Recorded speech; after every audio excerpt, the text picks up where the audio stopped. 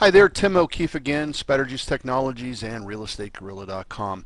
I want to give you a quick video take on blog commenting for profit. Now, most people, when they go out and comment on blogs, they're really blowing an opportunity. The reality of it is you have an opportunity when you blog comment or you go onto another person's blog, another company's blog, and you have an opportunity to show your stuff, to actually show that you have authority and you know what you're talking about. And this happened yesterday. It's part of a regular ordeal that I go through, a regular process where I look for blogs that have something interesting on them and where I can actually go out and comment and put forth some information. I've actually have had people take my comments and ask me, hey Tim, can I actually make this into a blog post? That's how lengthy I can get. And hey, it's your opportunity to shine. Now if you sound like an idiot, then you're going to look like an idiot. So don't go on there and do the typical thing, which is, hey, nice job, I learned so much, because what it looks like is spam. I could actually do that with tools that are automated that goes out and says, what a wonderful idea, I'll have to try that. And it's totally generalized. But you see that all the time. Actually, people are typing that in, spending the time to do that. Hey, if you're going to do that, you might as well go out and start spamming, because you're adding that little to the conversation. What's the difference? And it's what you see oftentimes in the incentivized commenting, where you get points for all the comments you make. And I think you know what I'm talking about there, maybe. So the bottom line is add to the conversation. That's the point.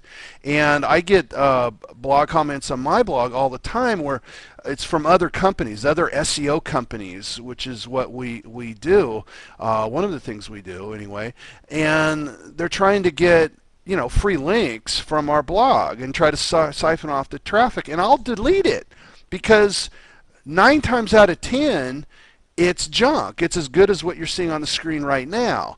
When there is actually something that's useful and that adds to the conversation, that can inform or is in opposition to me, then I will actually go ahead and let the blog comment stay. Now, something happened just yesterday where I went out and I wanted to build authority in the blogosphere, right? I went out and commented, just like it says on the screen.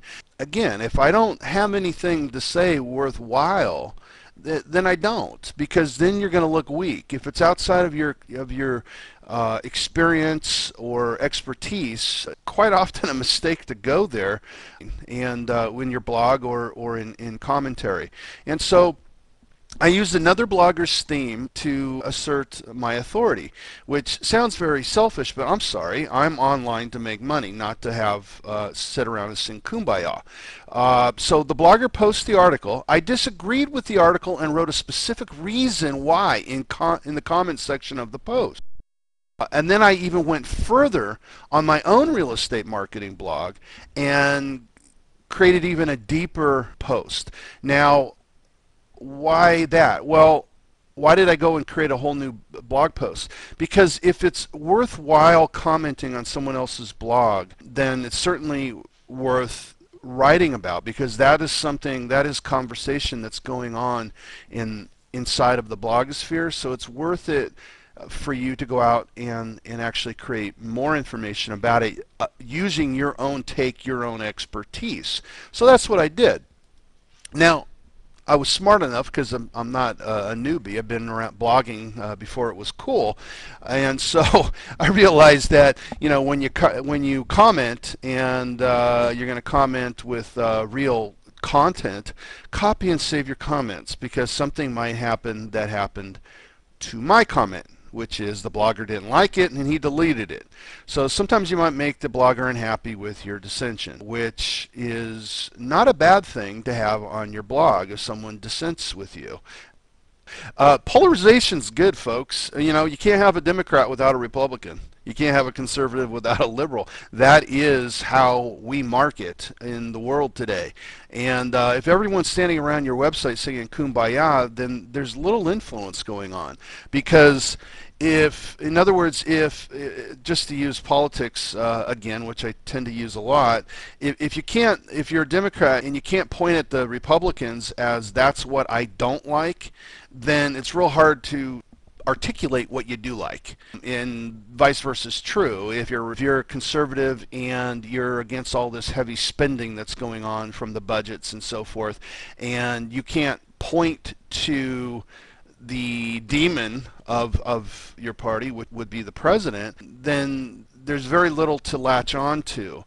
To use this as an example, these spending disagreements that the conservatives have right now with the current administration, which is a polarization of their principles, they had a real hard time arguing against some of the same things, although not as exaggerated, but some of the same spending things that went on in the prior administration.